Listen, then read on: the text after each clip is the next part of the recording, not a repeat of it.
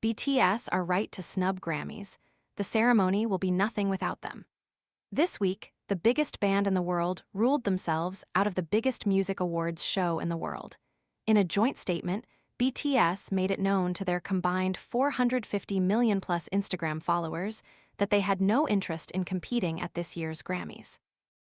The decision came days after the Recording Academy announced a new Best Asian Pop Performance category, an award they would have been overwhelming favorites to win. "We have decided not to enter," each of the 7 members posted. "I hope that music can be heard and loved for what it is, rather than being divided by region or language." The united stance, posted in their native Korean, was a rallying cry to the Academy. Typically measured and respectful in tone from the group, yet the message hinted at something far more furious. The stance can only be taken as a sting at the Academy's decision to pigeonhole the band's global success by their ethnicity, while allowing other artists to dodge the same trap historically. Once the Grammys create a genre-specific category, artists find it near impossible to win a mainstream prize. A dedicated lane keeps BTS out the running for the coveted Big Four: Album, Song, Record, and Performance of the Year. Tired of spending forever chopping vegetables? This all-in-one prep tool dices and spiralizes ingredients directly into a handy container, helping make salads, sides, and meal prep faster and less messy. Want to get the best verified deal and see full details? Visit grabdeal.us/2 right now. Last year, Puerto Rican singer Bad Bunny made history by winning Album of the Year for his record Debí Tirar Más Fotos, the first fully Spanish-language album to win the ultimate prize.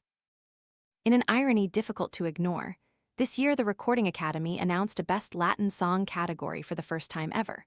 Picking up his gong, Bad Bunny said it was for all the Latinos in the entire world and to all the artists who came before and who deserve to be on this stage receiving this award.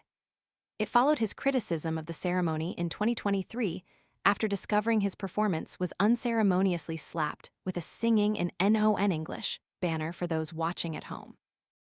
Tyler, the creator, famously slammed the Grammys' use of the urban category, calling it a politically correct way to say the N-word. "It sucks that whenever we, and I mean guys that look like me, do anything that's genre-bending or anything, they always put it in a rap or urban category." 3 No. 1 Billboard albums in under a year, tens of billions of Spotify streams, and a catalog of Guinness World Records place them among the most successful acts of the modern era. Their dominance is beyond dispute. But of course, facts and figures alone don't explain why BTS have become a cultural phenomenon. Unlike many of their peers, BTS have written and produced much of their own music since their debut, moving between pop, hip-hop, R&B, rock, and electronic music. Even calling them pop feels reductive to anyone familiar with a catalog that spans multiple genres. As live performers, they deliver 3-hour stadium shows with raw vocals and relentless choreography. I caught the band in Tottenham on their 88-date Arirang World Tour. Their 2 nights at White Hart Lane came as they hopped from Brussels to London to Munich to Paris in less than 18 days, all before heading to America for the FIFA World Cup final halftime show, a mere day after their last European date. The tour was a celebration of BTS' return to the spotlight after military service in South Korea. The initial concerts sold out within hours of going on sale, forcing promoters to add multiple additional dates. According to financial reports released by their label, ticket sales and merchandise generated a record 1.45 trillion Korean won, around $987 million, in quarterly revenue. In almost every measurable sense, BTS operate on a level reserved for only the very biggest names in music, and even in that space they are breaking records, which is precisely why the Grammys' decision feels so jarring. By placing global artists into ever more specific boxes, the Recording Academy risks reinforcing the barriers it claims to dismantle. Despite years of disappointment, BTS have embraced the Grammys, attending and performing 3 times, while never taking home an award.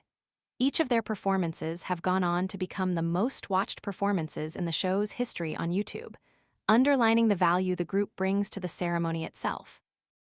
producers can kiss goodbye to any further billion streaming viral moments next February. The group have parted ways with the ceremony, and likely their fans will too. Clearly, the Grammys needs BTS far more than BTS need another award. And their powerful omission statement, for themselves and the artists who will follow them, says more than any winner's speech could.